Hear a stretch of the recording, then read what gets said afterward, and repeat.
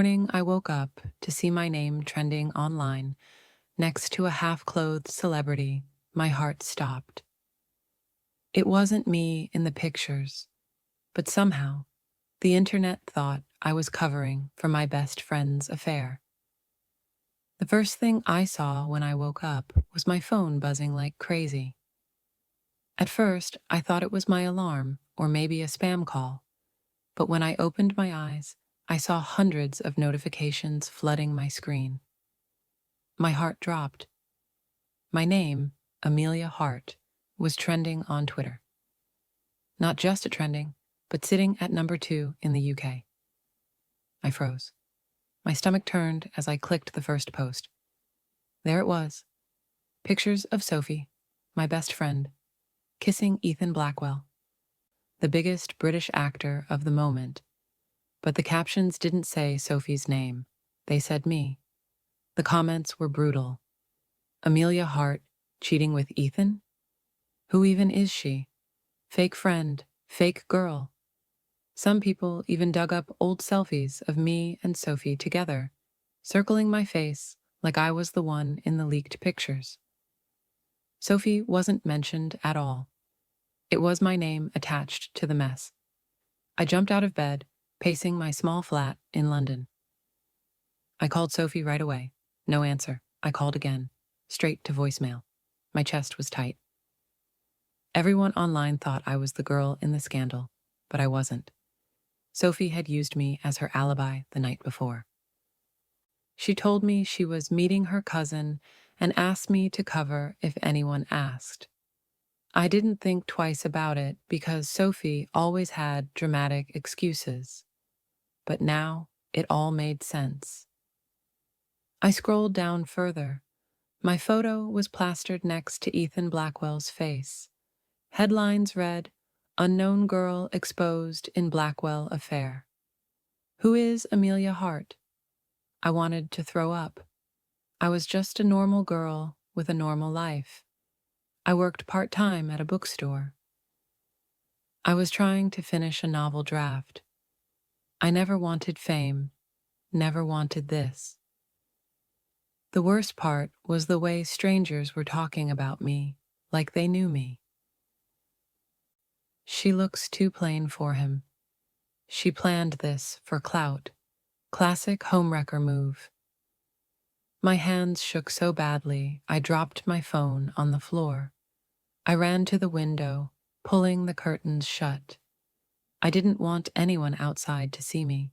Paparazzi, reporters, fans. Who knew who might be looking for me already? Then my phone rang. It was Oliver, my older brother. "Amelia, don't go outside. Don't answer the door. Don't say a word to anyone," he said, voice sharp. "Mum just called me crying. She saw your name on TV. I didn't do anything." "Oliver," I whispered. "It's Sophie. She's the one with him, not me." "Then where is she?" he snapped. I didn't know. I hated that I didn't know. That's when I heard it. Voices outside my window. At first soft, then louder. Someone shouted my name, then came the flash of a camera through the blinds. My chest locked up. I crouched on the floor, hugging my knees, my phone pressed to my ear as Oliver kept talking. But I couldn't hear him anymore. All I could think was, this was only the beginning. Tomorrow, my face would be everywhere. And Sophie, the real person in the photos, was still silent. The moment I thought it couldn't get worse, my phone lit up again. It wasn't Sophie. It wasn't Oliver. It was a number I didn't recognize. At first, I thought it was another journalist, maybe someone fishing for a quote. My thumb hovered over the screen, ready to decline the call. But something inside me whispered that I had to answer. I pressed the green button. "Amelia Hart?" The voice was calm, deep, and firm. "This is Detective Harris from the Metropolitan Police." My chest tightened. "Police? Why would the police call me?" "We need to talk to you," he continued. "Preferably today. It's about the photos circulating online. We believe you might have information relevant to the case. The word case hit me like a punch. This wasn't just gossip. This wasn't just a tabloid mess. The police were involved. I wasn't there, I stammered, pacing the room. It's not me in the pictures. I understand, Miss Hart. We're not accusing you, Detective Harris said, his voice steady but urgent. But we need to know why your name is attached to the story. If you're innocent, it's best you come forward now before things escalate further. I wanted to tell him everything right there on the phone. That Sophie was with Ethan, that she begged me to cover for her, that I was nothing more than a bystander. But the words stuck in my throat. Because if I said Sophie's name, I'd be betraying her. She was my best friend. She trusted me. Still, hadn't she already betrayed me by using me as her shield? I'll think about it, I whispered. Don't wait too long, Detective Harris replied. The longer your silence, the guiltier you'll look. Then the call ended. I sank onto the edge of my bed, shaking. My phone buzzed again. This time, a text from an unknown number. You should keep quiet if you know what's good for you. No name, just that single sentence. My stomach dropped even further. Someone was watching me. Someone knew I wasn't guilty. But instead of helping, they wanted me to stay silent. I ran to the bathroom mirror, staring at my pale reflection. My hair was a mess. My eyes were red. I looked like a criminal even though I had done nothing wrong. Then my phone rang again. Sophie. Finally. I snatched it up. Where the hell are you? I hissed. Amelia, please don't freak out, she whispered, her voice trembling. I can't talk long. I'm not safe. Not safe? Sophie, do you have any idea what's happening? My name is everywhere. Everyone thinks it's me. I'll fix it, I swear. Just keep quiet for now, please. Before I could respond, the line went dead. I stared at the screen, my heart pounding. Not safe? What did that even mean? Was she running from the paparazzi, or was it something worse? And why did it sound like she was hiding from someone more dangerous than journalists? I went to the window again. The crowd outside had grown. At least 5 people were holding cameras, flashing them at every movement in the flat. I pulled the blinds tighter. My phone buzzed nonstop, news outlets, random strangers, even old schoolmates pretending to check in, but I ignored them all. That's when I heard a knock at the door. Sharp, heavy, not a neighbor's knock. I froze. Another knock, harder this time. Miss Hart, a male voice called. It's the police. We need to speak with you. But how could I know if it was really the police or someone else pretending? The knocks kept coming, each one louder than the last. My whole body froze. The voice outside claimed to be the police, but after that anonymous text, I couldn't trust anyone. My heart thudded so loudly it drowned out everything else. I stayed silent, gripping my phone so tightly my knuckles turned white. Whoever was at the door wasn't leaving. They banged again. Miss Hart, open up. This is Detective Harris. The name made me pause. The same detective who had called me earlier. But how could I know it was really him? Anyone could pretend. The thought of opening the door to strangers with cameras or worse made my stomach twist. I typed a quick text to Oliver. Police at my door. Don't know if it's real. Seconds later, my phone buzzed with his reply. Don't open it. Wait for me. I'll be there in 20. I stared at the door, my body stiff. The knocking stopped, but the silence was worse. Whoever it was, they were still out there. Then my phone rang again. Same unknown number as before. My hands shook as I answered. Miss Hart, the voice said, calm but firm. It really is, Detective Harris. I understand your hesitation. If you'd like, you can call the station to confirm my identity. But we need to talk. It's urgent. The way he spoke sounded real and professional. But my chest still burned with doubt. Why can't this wait? My brother's on his way. Because the longer your name is tied to these photos, the harder it will be to clear it, he said. The tabloids are moving fast. If you don't take control of the story, someone else will. Control of the story. I hated that phrase, like my whole life had turned into some PR stunt. I swallowed hard. If you're really Detective Harris, prove it. There was a pause. Then he said, your best friend, Sophie Clark, was seen entering the Dorchester Hotel last night with Ethan Blackwell. Security footage confirms it. I believe you already know that. My blood ran cold. How could he know Sophie's name if he wasn't really a detective? Unless he was telling the truth.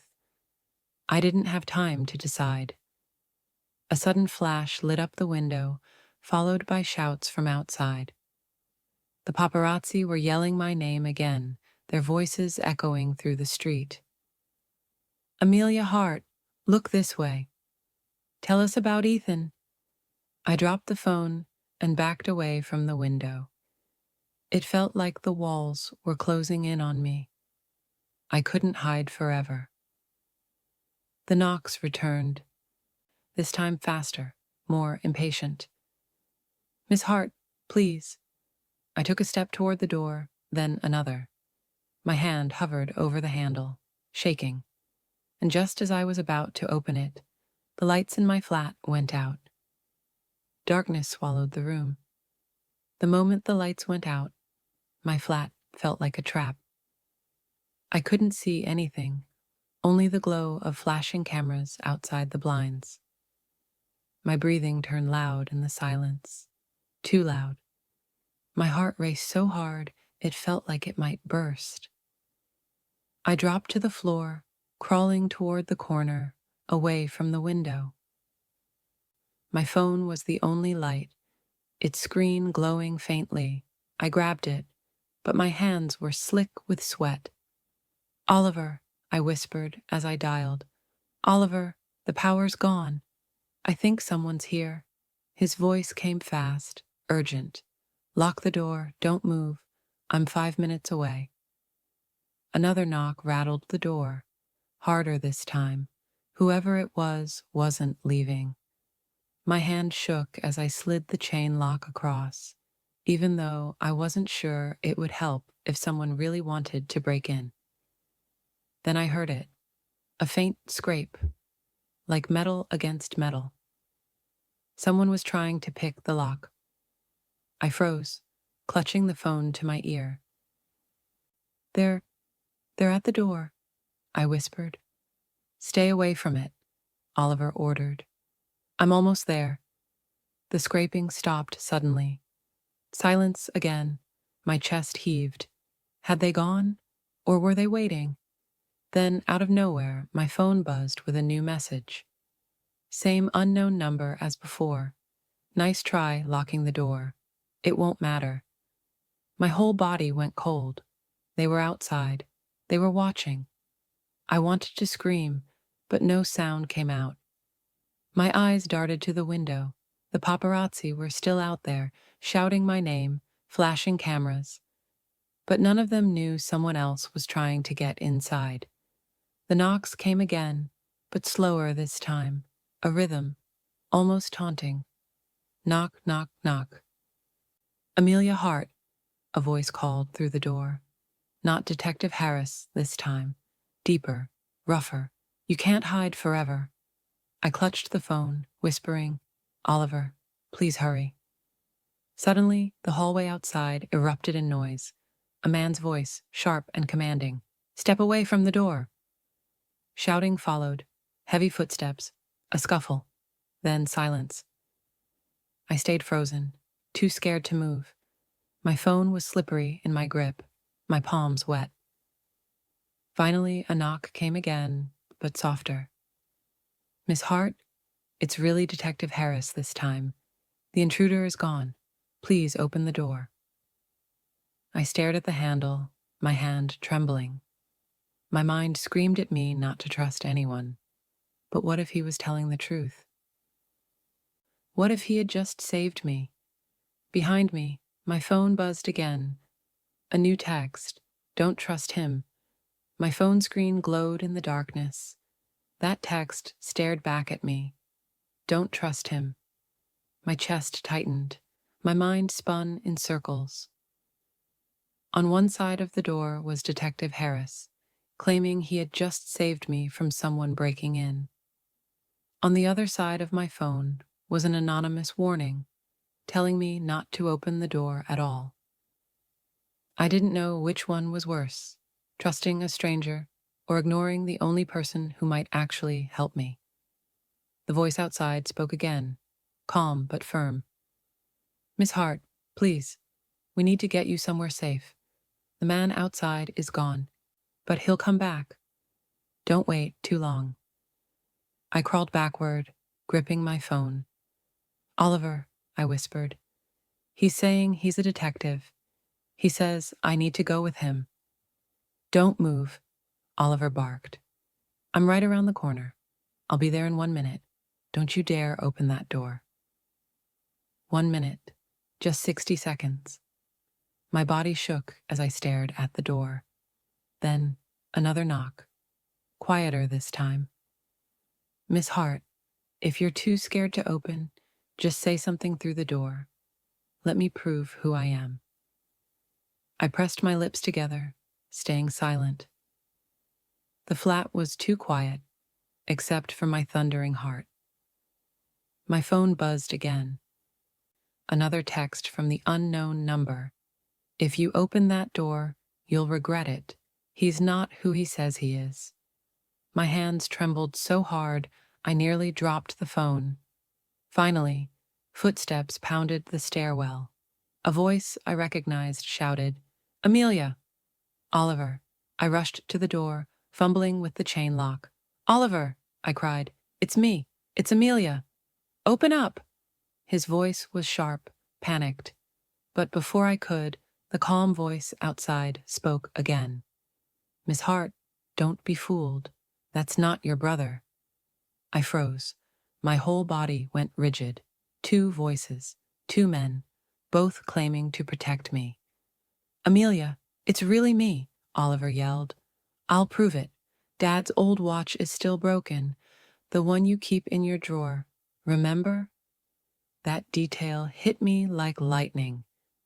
It had to be Oliver. Only he knew that. I rushed to unlatch the chain, pulling the door open. Oliver's face appeared, flushed from running, eyes full of fear. He pushed inside, slamming the door shut behind him. The hallway outside was empty. No detective, no intruder, just silence. Oliver locked the door tight, then turned to me. What happened?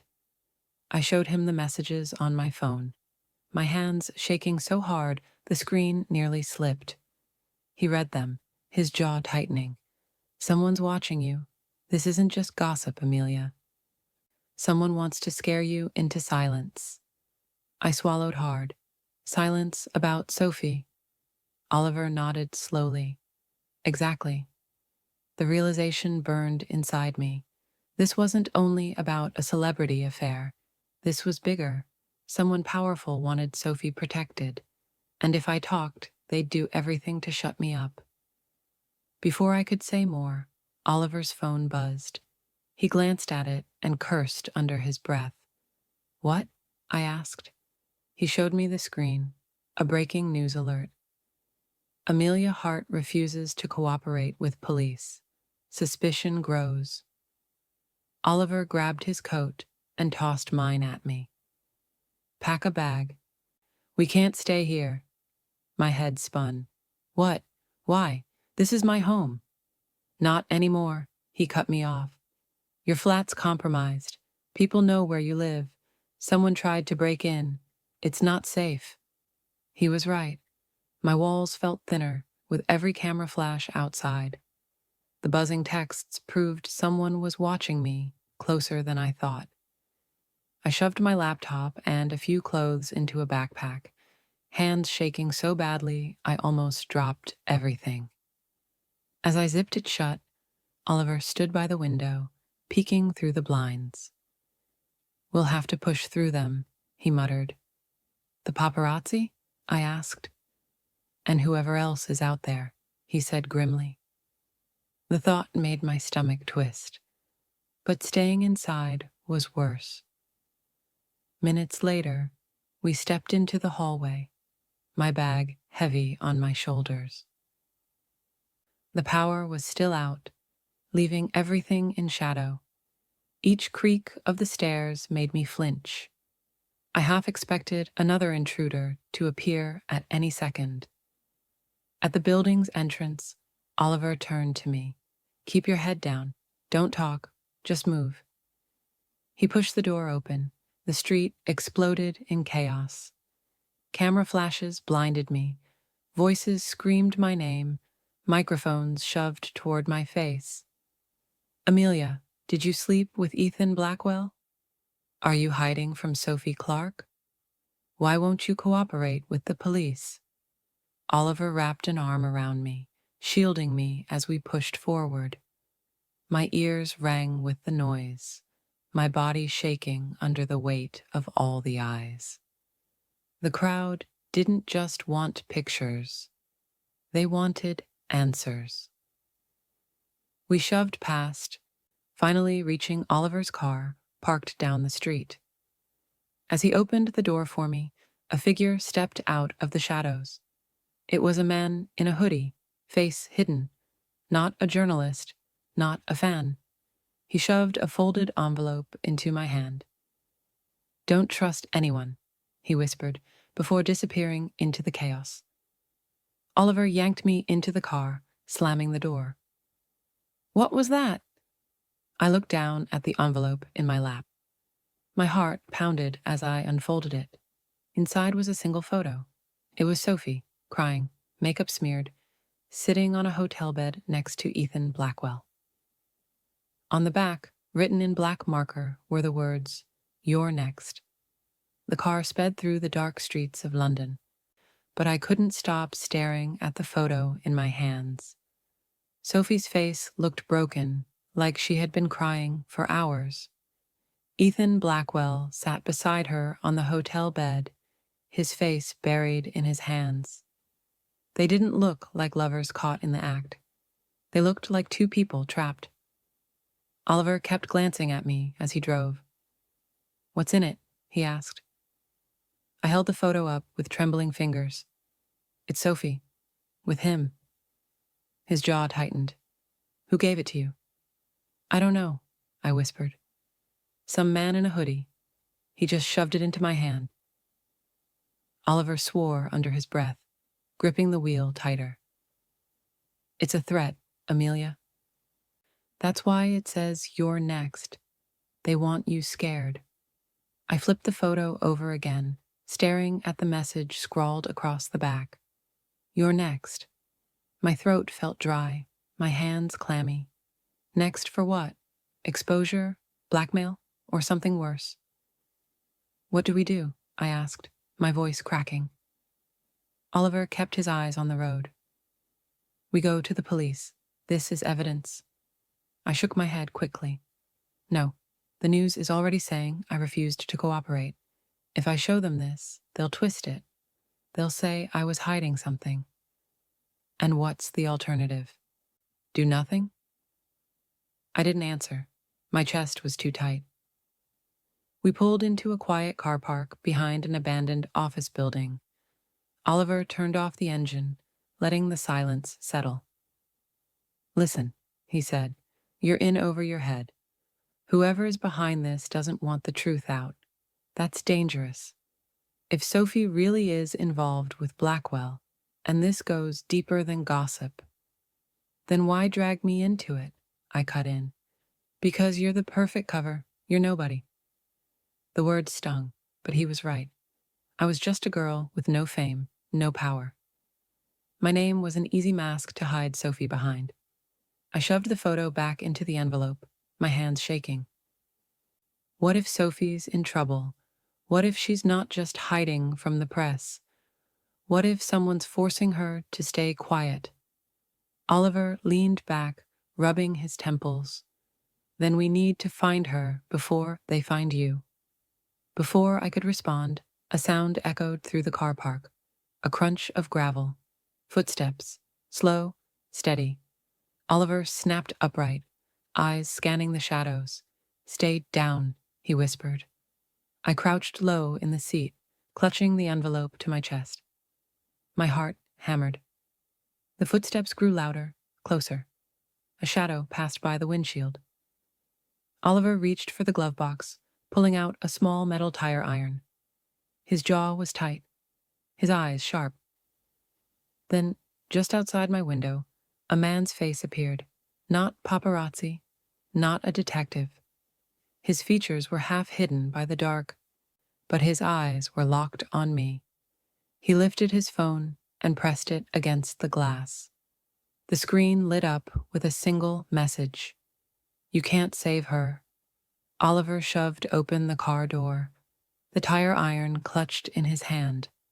"Stay inside," he ordered, his voice low but sharp.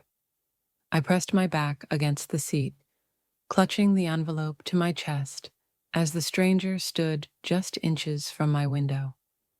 The glow of his phone faded as he slipped it into his pocket.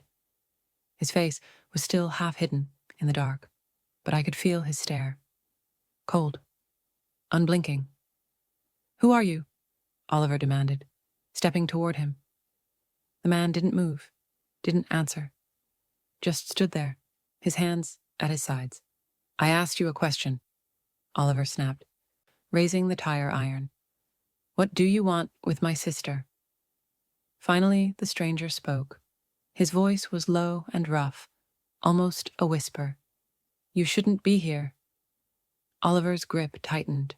"Why? What happens if we stay?" The man tilted his head, almost like he was studying Oliver. Then his eyes shifted back to me, peering through the glass.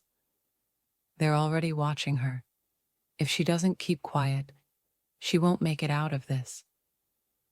My chest tightened. I pushed the window button down a crack, even though Oliver hissed, "Amelia, don't." "Who's watching me?" I asked, my voice trembling.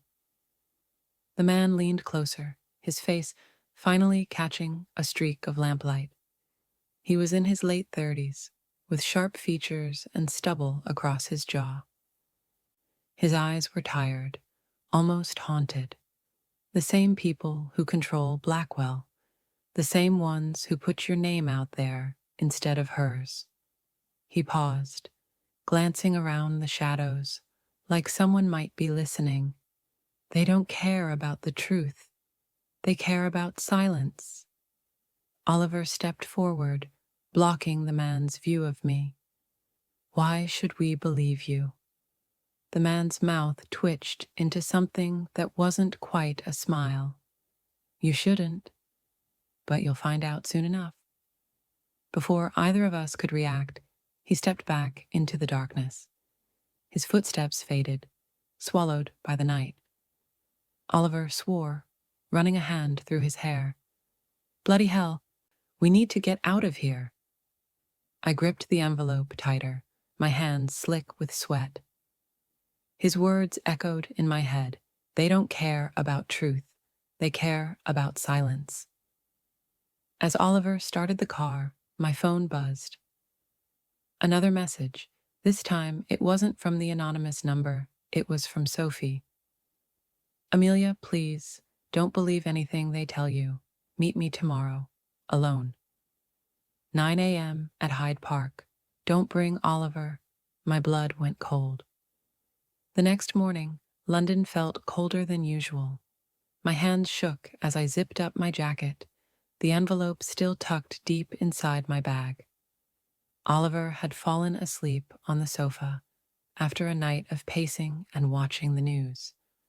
I slipped out quietly, guilt pressing down on me with every step. Sophie's message had been clear: come alone. The city was awake, buses rumbling, people rushing to work, but my chest felt heavy like I was walking into a trap. By the time I reached Hyde Park, the air was sharp with the smell of damp grass. My eyes scanned the paths, searching. Then I saw her. Sophie sat on a bench near the lake, her blonde hair pulled back under a cap, sunglasses covering half her face. She looked nothing like the girl in the glamorous selfies she used to post. She looked broken. I walked toward her, my stomach twisting. She jumped up the second she saw me and pulled me into a hug. "Amelia," she whispered, her voice shaky. "Thank God you came." I froze in her arms. Part of me wanted to hug her back, to believe she was the same best friend I grew up with. But another part of me remembered the photos, the headlines, the threats. I pulled back, searching her face. "Why did you use me, Sophie? Why didn't you just tell the truth?" She bit her lip, glancing around nervously. "I had no choice. I needed an alibi. You're the only one I could trust." "Trust?" My voice cracked. "Everyone thinks I'm the one in those photos. My life is ruined." Her eyes filled with tears. "I'm sorry. I didn't know it would explode like this. I thought Ethan's people would bury it, like they always do." "His people?" I repeated. She nodded quickly. "Ethan isn't free. He's controlled. There are people around him, powerful people who decide everything: who he dates, where he goes, what he says. I thought if I just stayed quiet, they'd handle it. But now," she trailed off, covering her face with her hands. I felt my throat tighten. The stranger's words from last night echoed in my head. They don't care about truth. They care about silence. "What do they want from me?" I asked, almost whispering. Sophie looked up, her hands shaking. "They want you to take the fall. If the world believes it was you, not me, then Ethan's career is safe. They'll protect him. They'll bury me. And I'll what?" I demanded. Her voice dropped to a whisper. "You'll disappear." My blood ran cold. Before I could respond, a click sounded nearby. I turned and spotted a man in a dark coat, holding a camera aimed straight at us. Oliver's voice shouted in the distance, "Amelia, move!" The click of the camera sent panic rushing through me. Sophie grabbed my arm, her nails digging into my skin. "They found us!" she hissed. Oliver sprinted toward us, his face set in fury. "Run, Amelia!" The man in the coat snapped another photo before shoving his camera into his bag. Then he bolted. Oliver didn't hesitate. He chased after him. "Stay with Sophie," he yelled over his shoulder. But Sophie was already pulling me the other way, toward the trees. "No, we have to get out of sight. They'll be everywhere." My heart hammered as we weaved through the park. People turned to stare, joggers, families, tourists, but none of them knew what was happening. To them, we were just two girls running. To me, it felt like my life was unraveling with every step. "What do they want with the photos?" I gasped. Sophie's face was pale under her sunglasses. "Proof. They need leverage. They'll spin it however they want, Amelia. That's what they do." We cut across the grass toward the Serpentine Lake, but I risked a glance back. Two more men in dark coats had appeared, scanning the park. One of them pointed straight at us. "They're here," I shouted. Sophie yanked me down a side path lined with trees, her breath ragged. We can't lead them to Oliver. We have to split up. What? No, I grabbed her wrist. We stay together. She shook her head, tears threatening to spill. You don't understand. If they catch both of us, it's over. If one of us gets away, there's still a chance. Before I could argue, a hand clamped down on my shoulder. I spun, ready to scream, but it wasn't one of them. It was Oliver, breathless, sweat dripping down his temple. I lost him, he panted. Then his eyes darted past me, widening. Run. Now. Behind him, one of the men in coats was sprinting toward us, faster than I thought possible. Oliver pushed me forward. Go. We tore down the path together, Sophie just ahead of us. My lungs burned, my legs ached, but adrenaline kept me moving.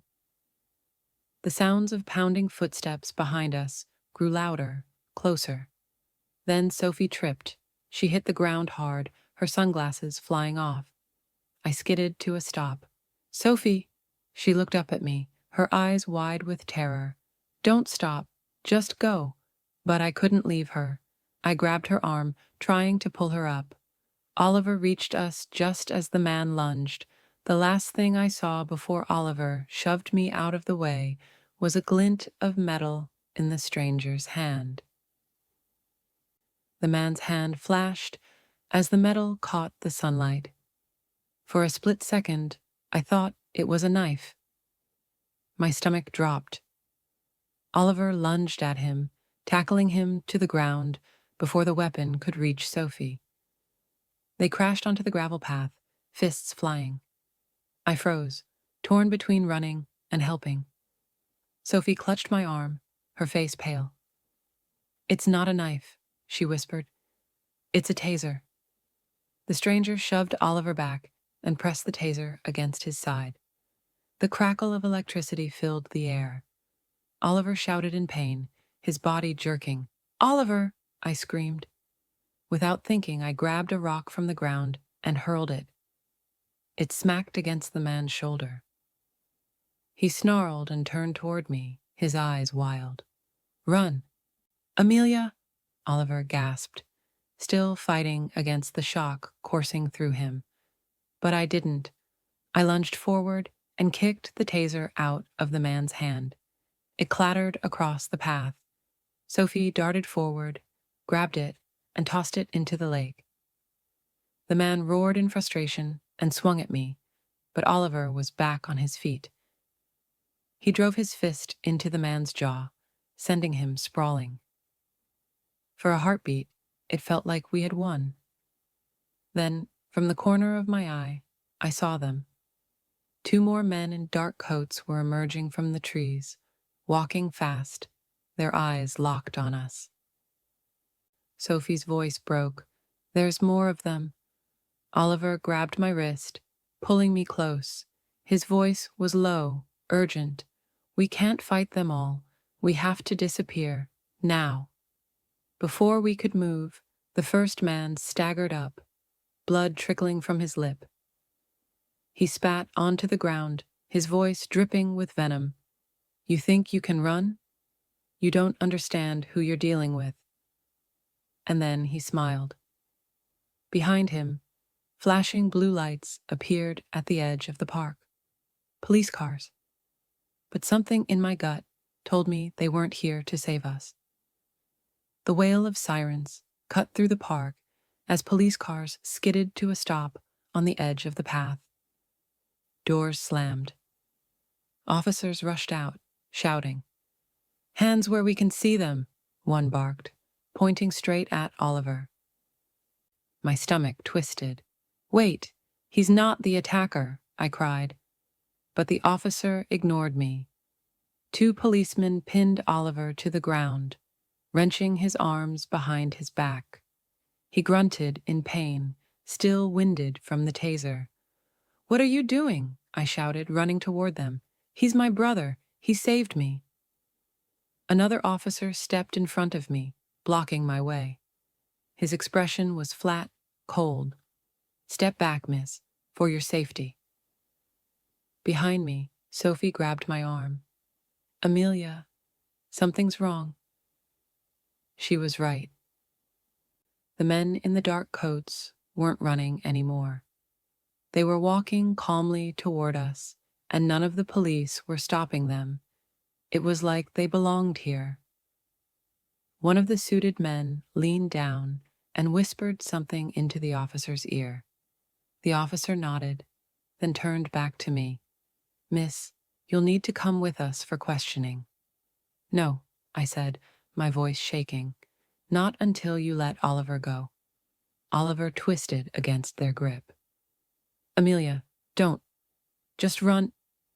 An officer shoved his face into the dirt, silencing him. Enough, the cold-faced officer snapped. He reached into his jacket and pulled out a folded piece of paper. We have a warrant. You've been named as a key witness in the Blackwell case. You're coming with us. Sophie's grip on me tightened. Don't go with them. It's a trap. The officer's eyes narrowed. And you, Miss Taylor, we'll need you too. In that moment, everything slowed. Oliver pinned, Sophie trembling beside me, the suited men watching with quiet satisfaction, the police cars blocking every exit. I felt like a fly caught in a spider's web. Then, behind the officers, a voice rang out, loud, firm. Step away from her. Everyone turned. A man in plain clothes stood on the path, a badge raised in his hand.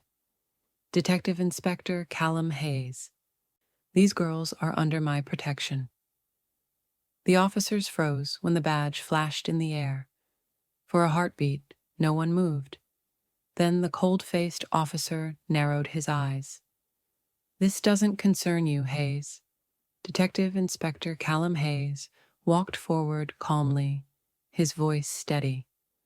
The hell it doesn't. You're overstepping. These girls aren't your suspects. The suited men exchanged looks. One of them muttered something under his breath, but I couldn't catch it. Oliver groaned on the ground, still pinned. Hayes's eyes flicked toward him. Release him, now. The officers hesitated. That's an order, Hayes barked, his voice sharp. Finally, they pulled back. Oliver rolled onto his side, coughing, his face red with anger. He glared at them, ready to swing if given the chance. Hayes crouched beside him, offering a hand. You all right? Oliver stared for a second, then took it, pulling himself up. I've been better. Hayes straightened and turned to me and Sophie. His eyes softened, just slightly. You two need to come with me, right now. The cold-faced officer stepped forward, his jaw tight. They're under our jurisdiction. Hayes didn't flinch. No, they're under mine. The air between them felt like a knife fight without weapons. Then Hayes leaned closer, his voice low but firm. If you had a real warrant, you'd have shown it by now. Instead, you tried to snatch 2 civilians in broad daylight. You want to test me? Go ahead.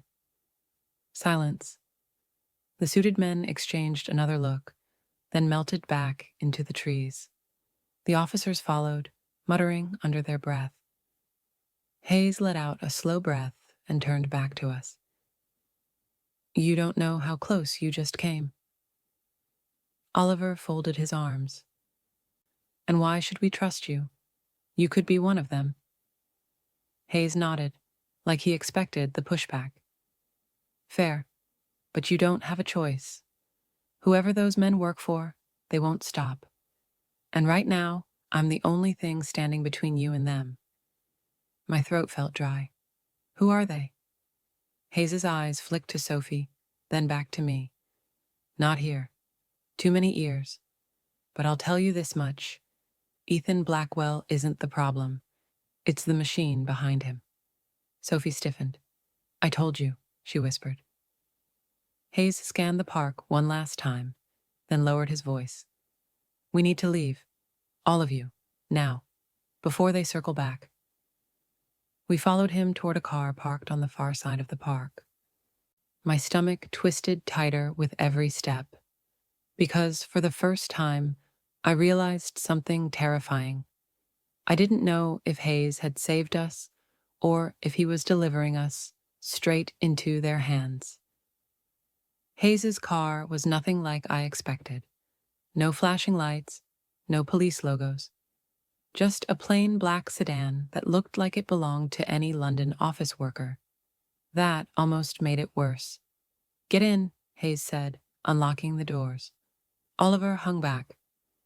"You expect us to just climb into a stranger's car?" "After everything?" Hayes met his glare without blinking. "I expect you to decide which is worse, coming with me or waiting here until those men return." Silence. Then Sophie slid into the back seat, pulling me with her. Oliver swore under his breath, but climbed in beside me.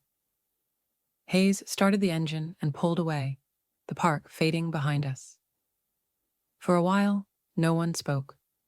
The hum of the car filled the silence. I clutched my bag with the envelope inside, my stomach twisted into knots. Finally, I broke the quiet. "Who were they? The men in coats? The police who didn't act like police? What's happening?" Hayes's eyes stayed on the road. "They're part of a network. Think of it as a shadow. It moves inside official systems, but isn't official. They protect powerful people, erase scandals, and bury problems before the public sees them." Sophie's voice cracked. "And Ethan?" Hayes nodded.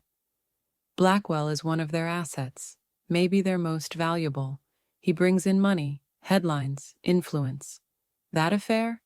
It's nothing compared to what they've covered before. You got caught in the gears of something bigger than gossip." I felt cold all over. "So what do they want with me?" Hayes finally looked at me in the mirror. His expression was grim. "You were the perfect scapegoat. Not famous. Not important. They could pin it on you, and the world would move on. Simple." Oliver leaned forward. "Then why save us? Why stick your neck out?" Hayes's hands tightened on the wheel. "Because I've seen what happens to people they silence, and I'm not going to let them do it again." His words should have comforted me, but something in his tone made my chest tighten, like there was a story he wasn't telling. We drove through side streets until Hayes pulled into a narrow alley behind a shuttered pub. He killed the engine and turned to face us. "This is where it gets harder," he said quietly. "From here on, you need to decide. Do you want to hide, or do you want to fight?" Before any of us could answer, headlights flared in the rearview mirror. A black van rolled into the alley, blocking the only exit. The black van stopped at the mouth of the alley, its engine rumbling like a beast. The doors slid open. 3 men stepped out, all in the same dark coats as the ones in the park. Their faces were calm, practiced, like they'd done this 100 times before. Oliver's hand clenched into a fist. "We're boxed in." Hayes didn't move for a second. Then he said, "Stay down," and reached under his seat. He pulled out a small pistol, checked the chamber, and slid it into his coat. My breath caught. "You're armed?" "Of course I am," Hayes said, his voice steady. "Now, listen carefully. When I say run, you 3 head through the back door of the pub. Don't stop. Don't look back." "But what about you?" I asked. He glanced at me in the rearview mirror. "I'll buy you time. That's my job." Before I could argue, the first man from the van called out, "Detective Hayes, you're making this messy." Hayes opened his door, stepping into the cold night. "Messy's better than dead." The men advanced slowly. One of them carried something in his hand, long, slim, metallic. Not a gun, something else. Oliver leaned forward, whispering, "We can't leave him." But Hayes's voice rang out clear. "Now, go!" Oliver threw the back door open and shoved me and Sophie out into the alley. The smell of damp bricks and stale beer hit me as we stumbled toward the back of the pub. Sophie clung to my hand, shaking. Behind us, shouts erupted. The crack of fists hitting flesh. The scrape of boots on gravel. Oliver pulled at the pub's back door. Locked. He kicked it once, twice. Finally, it burst open. We tumbled inside, the air thick with dust and silence. The pub was empty. Tables overturned. The smell of old alcohol clinging to the walls. "Upstairs," Oliver said, pushing us toward the staircase. We climbed fast, hearts pounding. At the top, I turned back toward the alley. Through a grimy window, I saw Hayes fighting two of the men, moving fast, precise. But the third had circled around. He wasn't aiming for Hayes. He was heading straight for the pub. The floorboards creaked under our feet as we rushed across the upstairs of the empty pub. Dust floated in the air, catching the dim light from a cracked window. My chest heaved, each breath sharp, ragged. Oliver scanned the room, his voice low but urgent. "We need something to defend ourselves with." He grabbed a broken chair leg from the corner, gripping it like a club. Sophie pressed against me, trembling. "They'll find us," she whispered. "They always do." A crash echoed below. The pub door slammed shut. Heavy footsteps entered. Oliver froze, listening. "One of them's inside." The footsteps moved across the floorboards downstairs, slow and deliberate, like the man knew we were here and wanted us to hear him coming. I backed against the wall, clutching my bag like it could shield me. Sophie slid down beside me, tears streaking her cheeks. Then the voice came, calm, cold. "You should have walked away, Amelia." Hearing my name made my stomach twist. Whoever he was, he knew exactly who I was. Oliver motioned for silence. He crept to the top of the stairs, chair leg raised. The man's footsteps grew louder, climbing. 1 step, 2. The wooden stairs groaned under his weight. I held my breath. Then his hand appeared, gripping the banister. A tall figure rose into view. Dark coat, shaved head, eyes locked on me the moment he cleared the stairs. Oliver swung. The chair leg cracked across the man's arm, but he barely flinched. He shoved Oliver back, sending him crashing into a table. I screamed. Sophie covered her ears. The man stepped toward me, his voice steady. "You were warned. This ends now." Before he could reach me, Oliver hurled himself forward again, tackling the man around the waist. They crashed into the wall, glass shattering. The man pulled something from his coat. My heart stopped. It was another taser. Sophie screamed, "Amelia, run!" I didn't. I grabbed the closest thing I could find, a rusty fire extinguisher, and swung with all my strength. The extinguisher slammed into the man's back. He staggered, dropping the taser. Oliver snatched it off the floor, flipping it in his hands. For a split second, the man's eyes widened. Then Oliver jammed the taser into his side. Electricity crackled. The man convulsed, collapsing to the floor. Silence fell, broken only by our gasps. Sophie whispered, "You killed him." Oliver shook his head, panting. "No, just stunned." He turned to me, eyes blazing. "But there will be more. We need Hayes. Now." Before I could answer, gunshots cracked outside. Hayes wasn't winning. The gunshots echoed like thunder through the pub's cracked windows. My heart leapt into my throat. Hayes was out there, alone. Oliver grabbed my arm. "Stay here." "No," I shouted. "If Hayes goes down, we're finished." Sophie whimpered from the corner, her face pale. "We can't go out there. They'll kill us."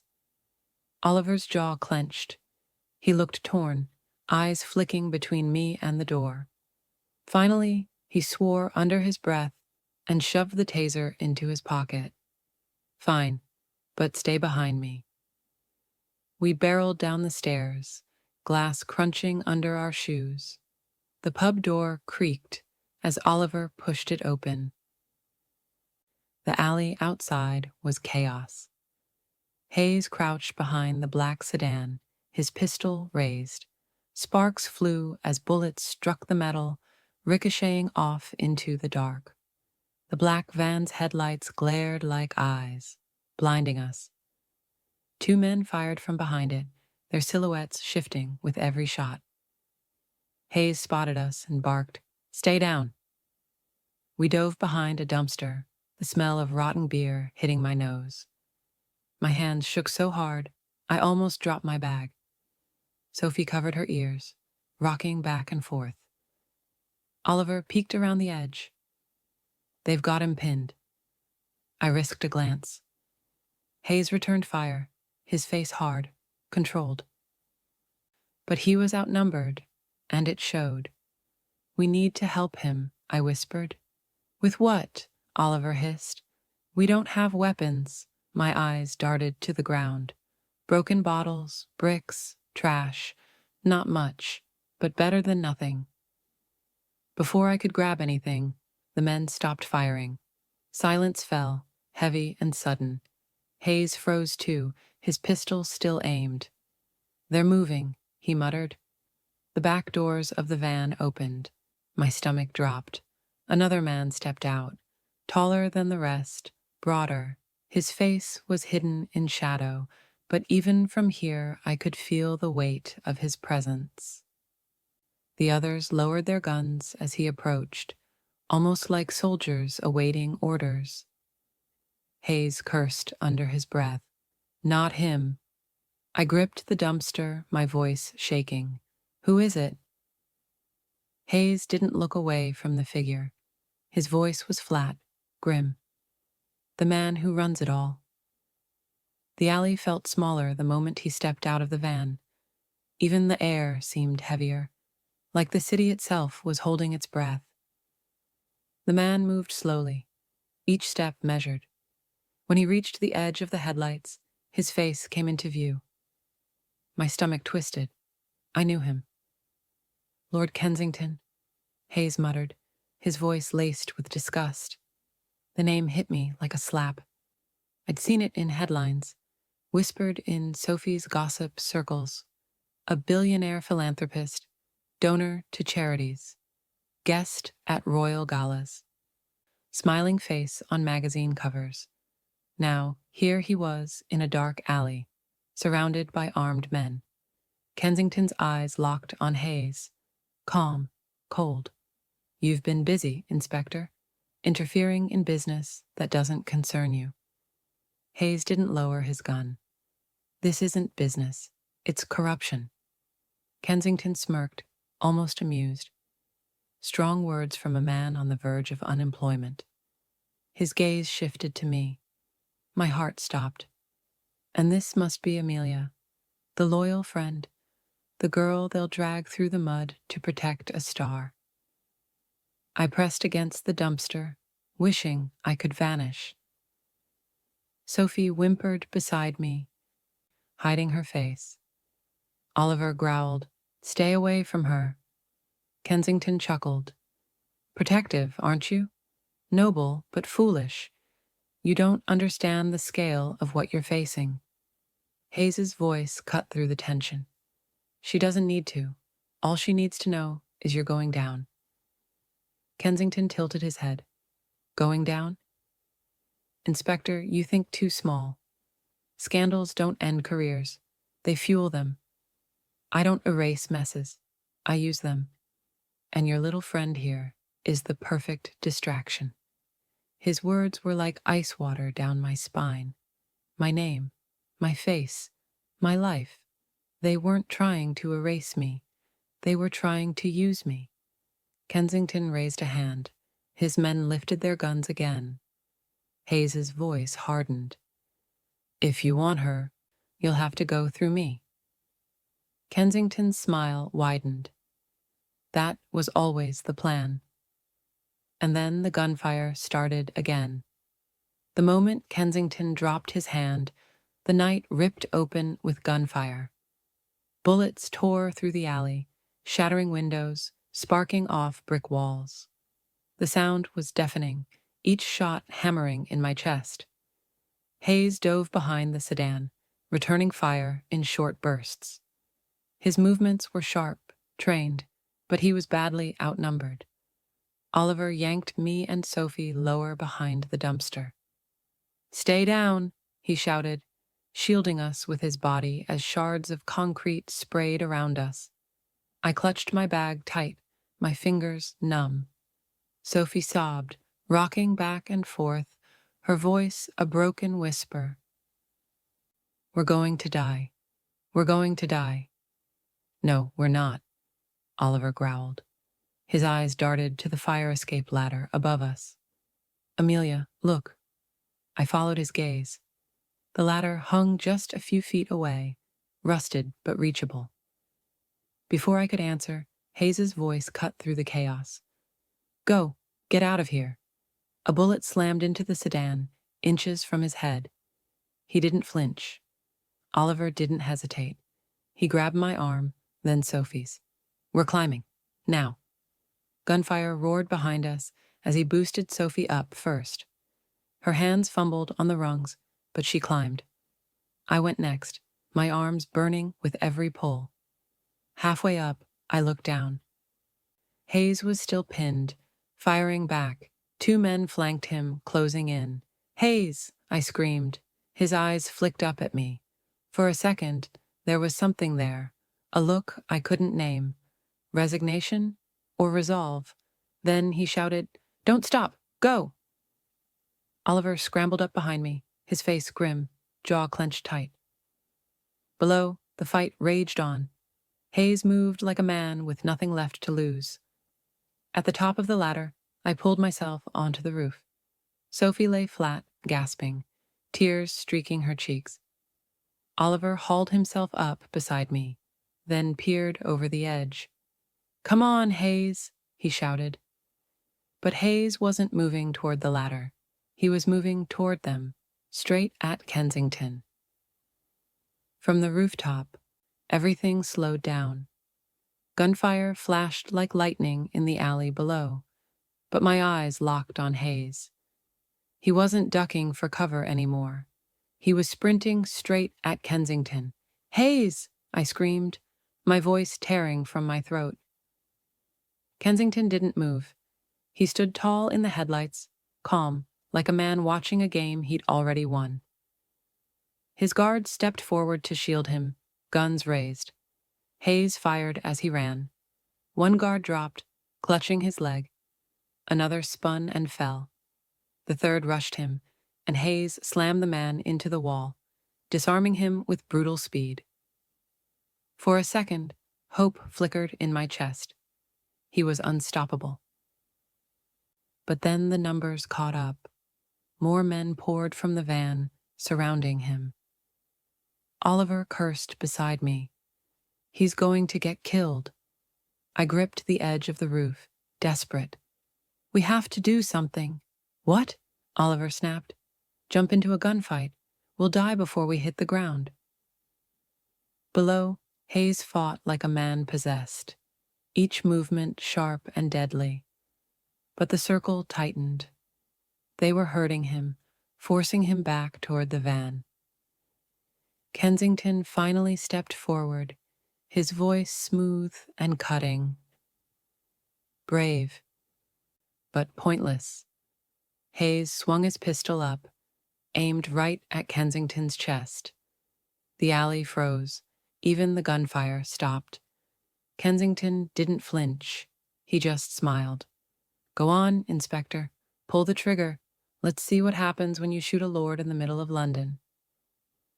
Hayes's hand trembled, not from fear, but from rage. And then, with chilling calm, Kensington whispered something I'll never forget. Do it, and she dies. His eyes flicked upward, straight at me. My blood ran cold. He knew. He'd known all along. Hayes's jaw tightened. His finger hovered on the trigger. His whole body shook with the choice. Then, shouts. Sirens wailed in the distance. Blue lights flickered at the far end of the alley. Kensington's smile widened. Ah, saved by the clock. He raised his hand. Instantly, his men pulled back, retreating toward the van. Hayes aimed again, desperate, but Kensington only chuckled.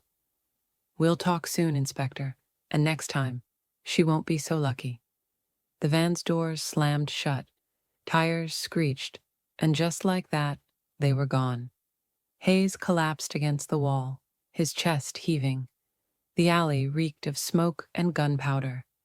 Oliver's voice was grim. They let him live. On purpose. And I knew why. Because I was their prize. The wail of sirens grew louder, bouncing off the narrow brick walls. Blue lights flooded the alley, mixing with the fading glare of the van's headlights. For the first time all night, the shadows seemed to break. Police cars screeched to a stop. Uniformed officers spilled out, weapons drawn, shouting commands. But the van was gone.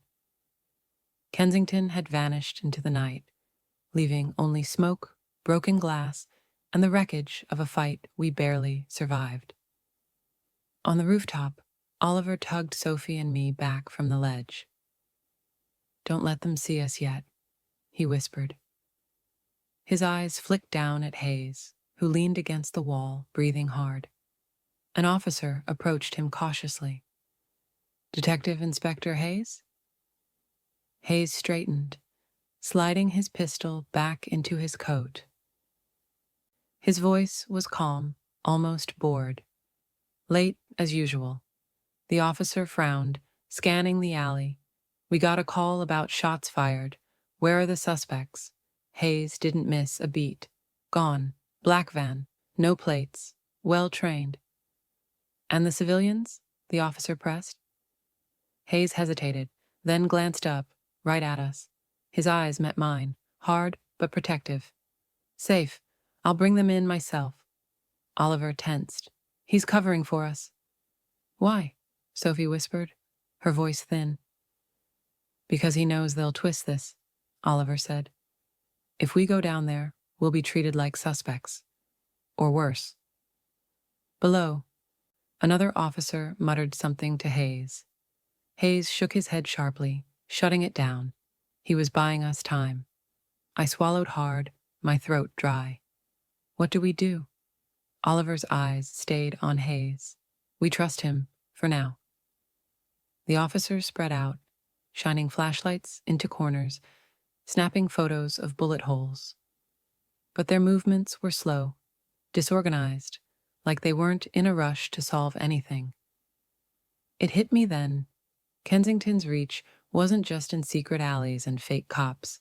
It was everywhere, even here. Hayes finally barked something at the uniforms, his voice carrying authority. They backed off slightly, letting him take the lead.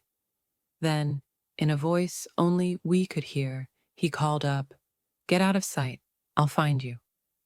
Oliver pulled us toward the other side of the roof.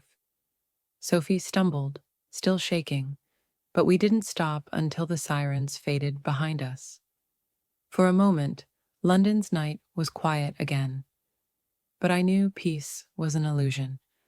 Kensington had promised he'd be back, and this time, he'd be aiming for me.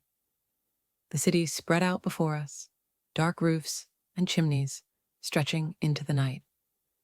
The air was damp, the kind that clung to your skin. Every muscle in my body ached, but the fear in my chest kept me moving. Oliver led the way, crouched low, his eyes scanning for the next jump. Sophie followed close, her breath sharp and shallow. I stumbled after them, clutching my bag so tight my fingers hurt. Behind us, the blue flicker of police sirens lit the sky. The officers weren't chasing us. Not yet. But I didn't trust that it would stay that way. "Where are we even going?" Sophie gasped, her voice cracking. "Anywhere but here," Oliver shot back. His tone was clipped, focused. "Keep moving." We scrambled over chimneys and skylights, slipping on wet tiles. Each time my foot slid, my heart lurched, the street yawning below. Then Oliver stopped at the edge of a wide gap between buildings. "We'll have to jump." My stomach dropped. The other roof looked impossibly far. Rain slicked the tiles, making the edge glisten under the moonlight. Sophie shook her head violently. "No, I can't. I'll fall." "You won't," Oliver said firmly. "I'll catch you. Trust me." She trembled, but his tone left no room for argument. He jumped first, landing hard but steady on the far side. He turned, holding out his hand. "Come on!" Sophie whimpered, tears in her eyes, but she forced herself forward. She leapt, barely making it. Oliver grabbed her arm, pulling her to safety. Then it was my turn. I stepped back, my legs shaking. My mind screamed at me not to do it, but Oliver's voice cut through the fear. "Amelia, look at me. Don't think. Just run." I ran. I jumped. For one terrifying second, I hung in the air, the ground spinning below. Then Oliver's hand closed around mine, yanking me to solid ground. I collapsed against him, gasping. Sophie clung to my arm, her voice shaky. "We can't keep this up." Oliver scanned the horizon, his jaw tight. "We don't have to. Look." In the distance, a church spire rose above the rooftops, its stone cross silhouetted against the night sky. Oliver pointed. "Safe house. Hayes mentioned it once. If he's still on our side, that's where he'll go." My chest tightened. Hayes, was he alive? Had he escaped the alley? There was no way to know, but right now, the church was our only chance. The church loomed larger with every step across the rooftops. Its spire stabbed the night sky, old stone weathered by centuries of rain and smoke. We dropped down onto a side street, our feet splashing in puddles as we hurried to the heavy wooden doors. Oliver shoved against them. "Locked." Sophie groaned. "Of course it is. We're stuck." But then, a click. The door creaked open a crack, revealing a sliver of candlelight inside. Hayes stood in the doorway.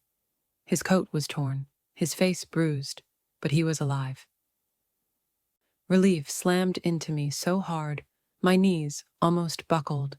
"Get in," he ordered, scanning the street behind us.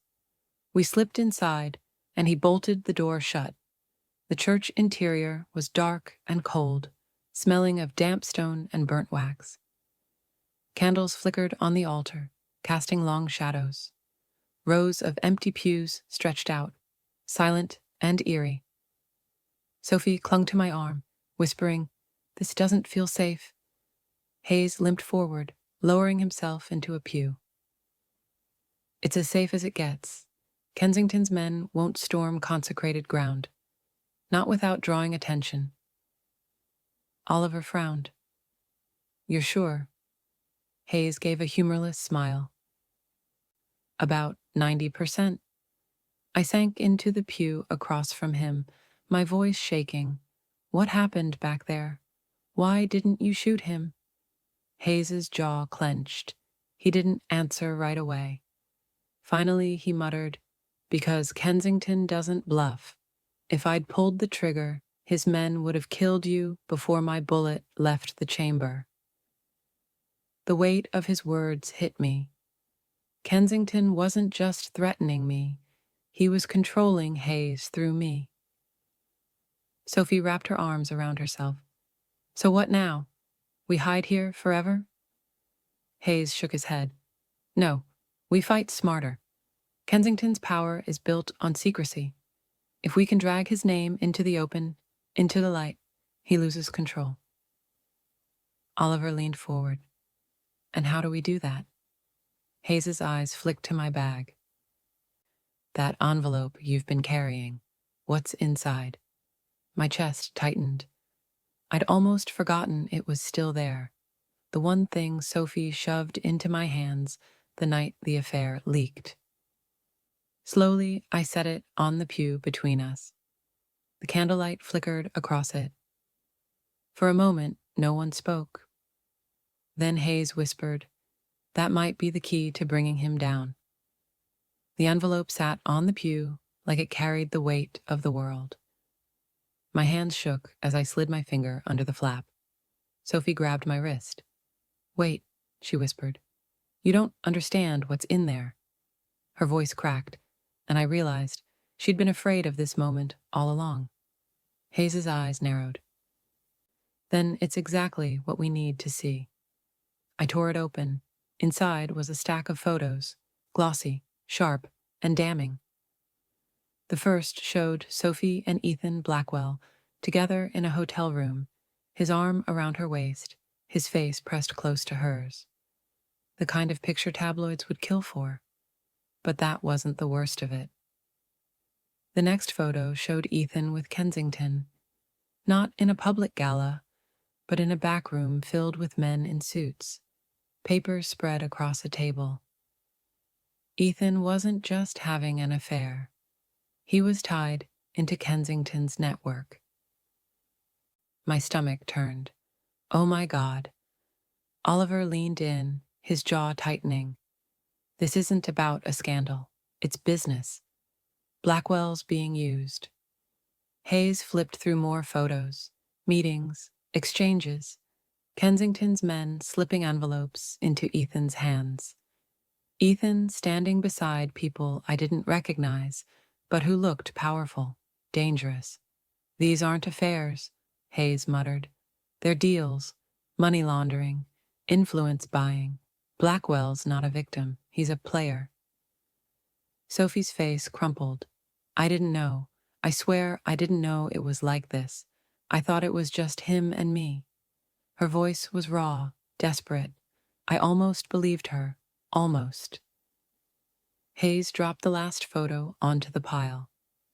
Kensington shaking hands with a man in a government office. The smile on his face was colder than ice.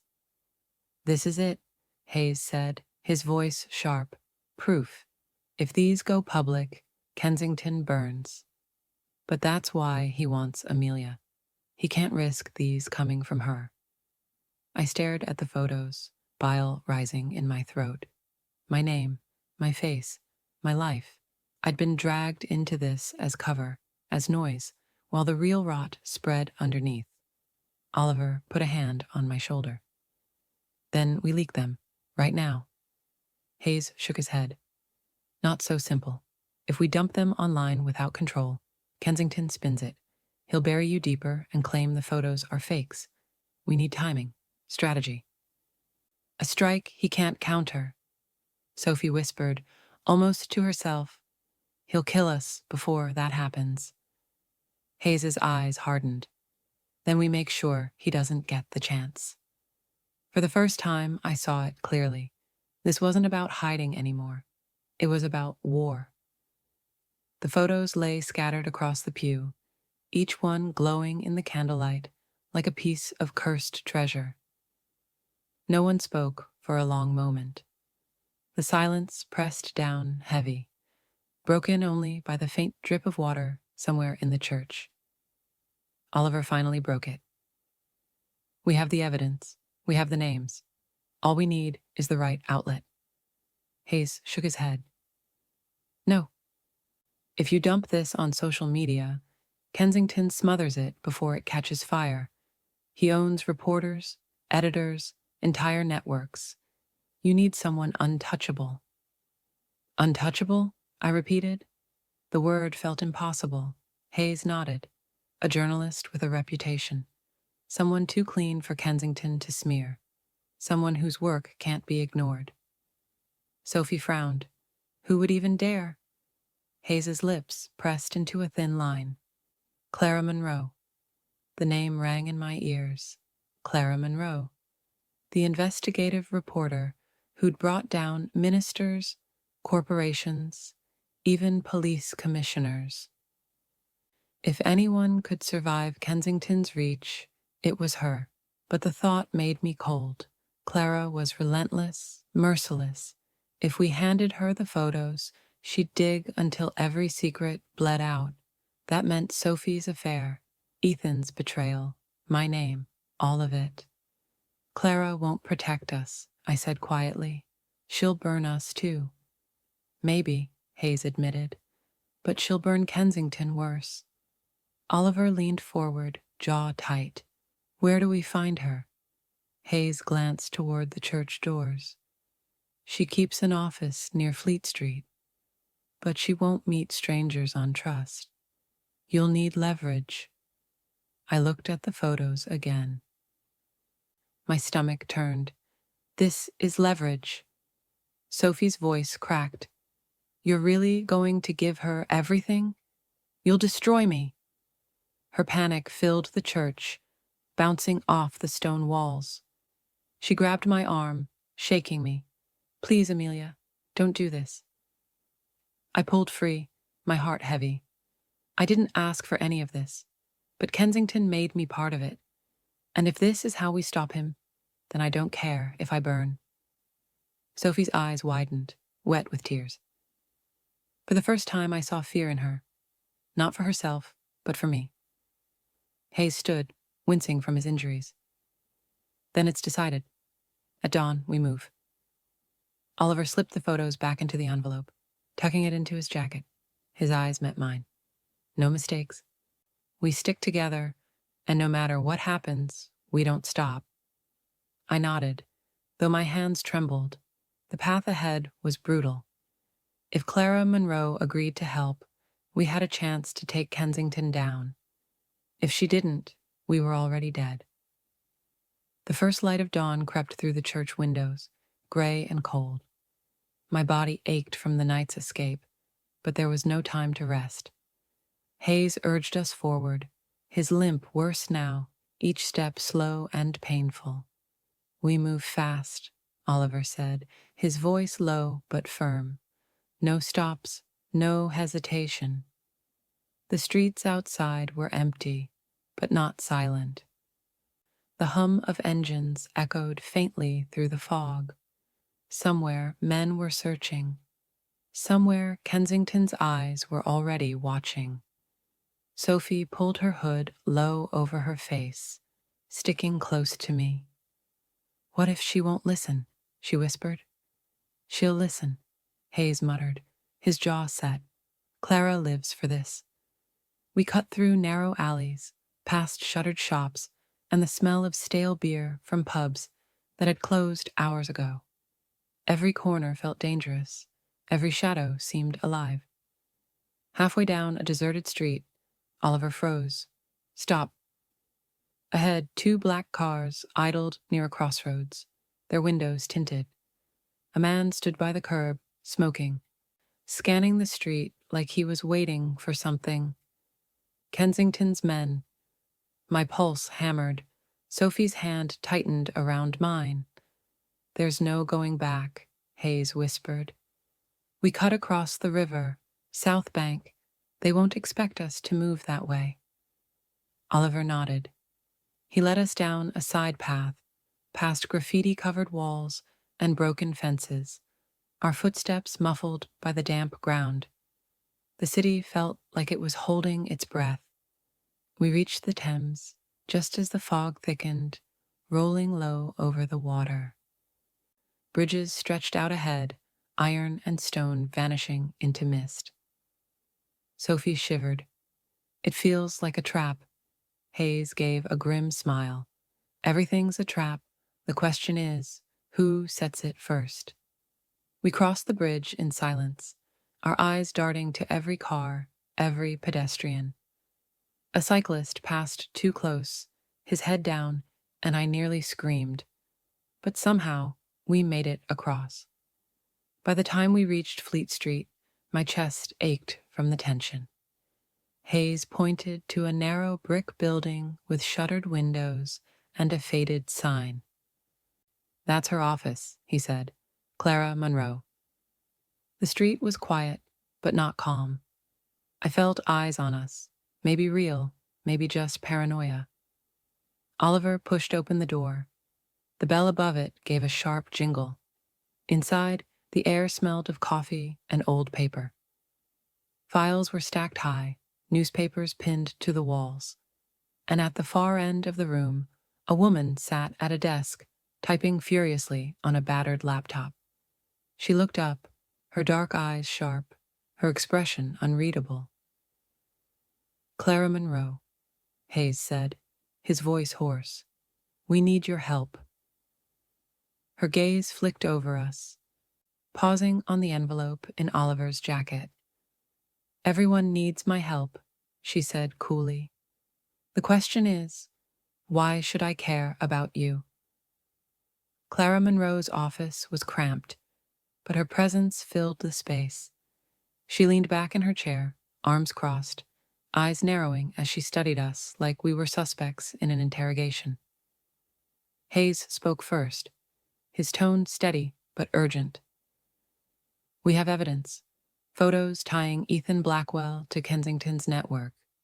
Deals, payoffs, enough to bring him down." Clara raised one eyebrow. "You're not the first to promise me a smoking gun. Show me."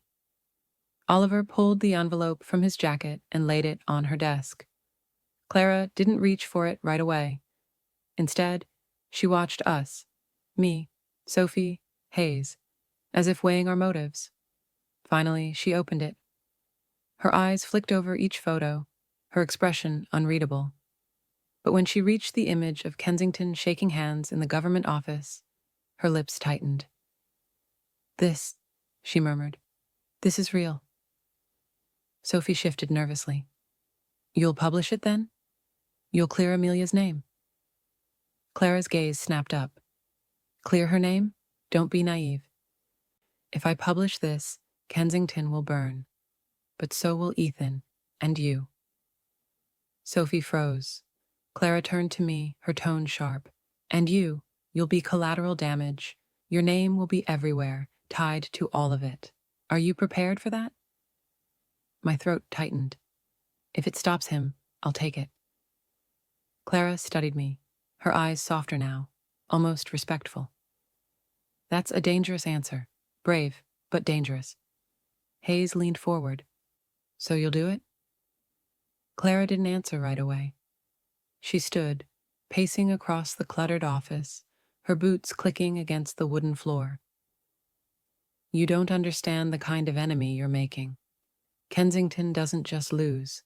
He destroys anyone who tries to take him down." Oliver stepped forward, his voice firm. "Then he'll have to destroy all of us." Clara stopped pacing. She looked at us, broken, bruised, desperate, and sighed. "You've already crossed the line, haven't you? There's no going back for any of you." Hayes nodded. "That's why we came to you." Clara stared at the final photo one more time, then closed the envelope with a snap. "Fine, I'll publish. But once I do, you'd better be ready. Because Kensington won't wait for tomorrow's headlines. He'll come for you tonight." Clara's office felt smaller with every passing minute. The blinds were drawn, but the light from outside shifted. Day was breaking. Clara tapped furiously at her laptop, the photos already scanned, files uploading. "This will take time," she muttered, "and once it's out, there's no putting the genie back." Oliver paced the room, restless, checking the windows. Hayes sat slumped in a chair, his breathing uneven. Sophie hovered near me, pale and jittery, her hands twisting together. Then, tires screeched outside. Oliver froze. They're here. Clara didn't look up. How many? Oliver peeked through the blinds. His jaw tightened. 2 cars. 4, maybe 6 men. Hayes cursed under his breath. Kensington's fastest dogs. My chest tightened. What do we do? Clara calmly shut her laptop. We hold. Long enough for this to hit the network. After that, he can't stop it. Sophie whimpered, pressing closer to me. We'll die before then. Bang. The first hit rattled the office door. Then another. Boots pounded the steps outside. Shadows passed across the frosted glass. Oliver grabbed a metal pipe from the corner. Hayes dragged himself upright, pulling a small knife from his coat. Clara, shockingly calm, reached under her desk and produced a handgun. First time? She asked me, almost casually. My throat went dry. First time what? First time being hunted. Before I could answer, the door splintered. A masked man shoved through, a baton raised. Oliver swung hard, catching him across the shoulder. The man crashed into a filing cabinet, papers exploding across the floor. Another man surged in. Clara fired once, clean, controlled. He dropped instantly. The sound rang in my ears, sharp and final. My whole body trembled, but there was no time to freeze. Window, Hayes shouted. They'll flood in here. Oliver smashed the glass with the pipe, shards scattering onto the street below. Go. Sophie clutched my arm, shaking. We'll be killed if we run. Clara grabbed her laptop, tucking it under her arm. You'll be killed if you stay. Outside, more engines roared. Men shouted. A siren wailed faintly in the distance. The city was waking up. Oliver held the broken frame. Amelia, now. I climbed onto the sill, heart hammering, the street yawning below. Hayes shoved Sophie after me, then followed, wincing with each movement. Clara slipped out last, cool as ever. The 5 of us landed hard on the pavement, scattering glass. Behind us, shouts filled the office, heavy boots storming in. We ran. We hit the street running, our feet slamming against wet pavement. The morning air stung cold, filled with the sounds of shouting men behind us. Oliver led the way, his eyes scanning alleys and side roads, every turn a gamble. Clara kept pace with surprising speed, her laptop clutched tight against her chest. Hayes stumbled, but refused to slow, gritting his teeth as blood seeped through his coat. Sophie was nearly dragged along by me, her breath ragged and sharp. They're gaining, she gasped. Engines roared behind us. 2 black cars tore around the corner, tires screeching, blocking the street. Men poured out, masked, fast, carrying weapons. Left, Oliver barked. We darted into a narrow alley, barely wide enough for us to squeeze through. Trash bins toppled as we shoved past. The men followed, their footsteps pounding closer. A dead end loomed ahead, brick wall, too high to climb. My heart dropped. We're trapped, Sophie whispered, panic rising. Hayes pointed upward, his voice raw. Fire escape, go. Oliver leapt first, grabbing the rusted ladder and yanking it down with a screech of metal. He hauled himself up, then reached for me. I climbed fast, Sophie right behind, sobbing with fear. Hayes followed, slower, each movement a strain. Clara came last, calm even as bullets pinged off the wall below.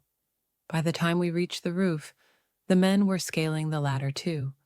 Oliver shoved a heavy pipe into the gap, sending it crashing down.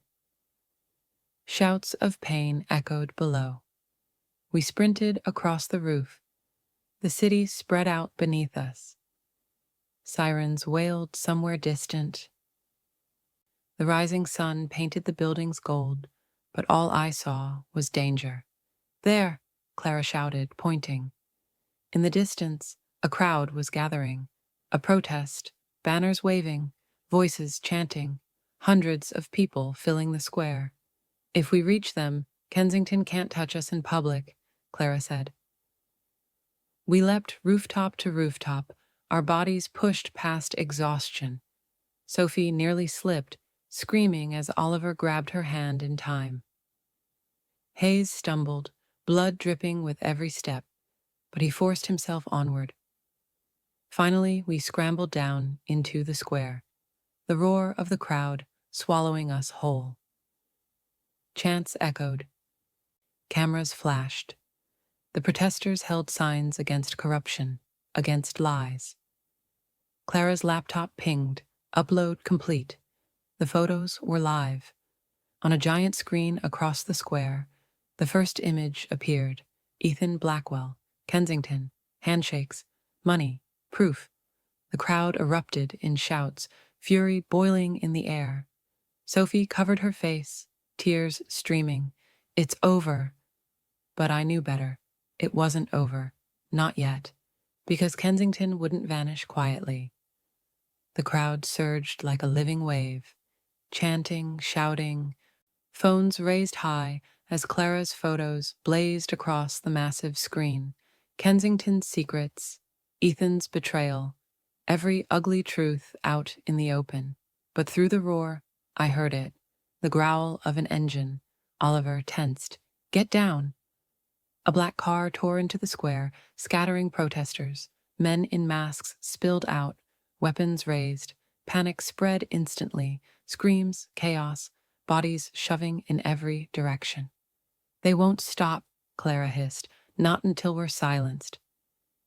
Oliver shoved Sophie behind a barricade, grabbing my arm. Hayes staggered forward, knife still clutched tight despite the blood soaking his shirt. One of Kensington's men charged. Hayes met him head-on, slashing wild and desperate. They crashed to the ground. The man didn't rise again. Hayes swayed, his face pale. He looked at me, eyes steady. Run. Another gunshot cracked. Hayes jerked back, collapsing. My scream ripped from my chest. Oliver dragged me down, his voice sharp. We can't stop. Move. Clara fired twice, driving back the attackers. The protesters pushed forward now, furious, overwhelming the masked men. It wasn't just us anymore. It was everyone. In the chaos, a sleek car rolled up at the square's edge, tinted window sliding down. And there he was, Kensington, calm, smiling. Our eyes met across the distance, and I felt the chill of it in my bones. He raised his hand slowly, almost like a salute. Then the crowd surged between us, blocking him from view. Police sirens screamed louder, closer. Blue lights flooded the square. Kensington's car peeled away, swallowed by the streets. Gone. But Clara's laptop beeped again. The story was everywhere now.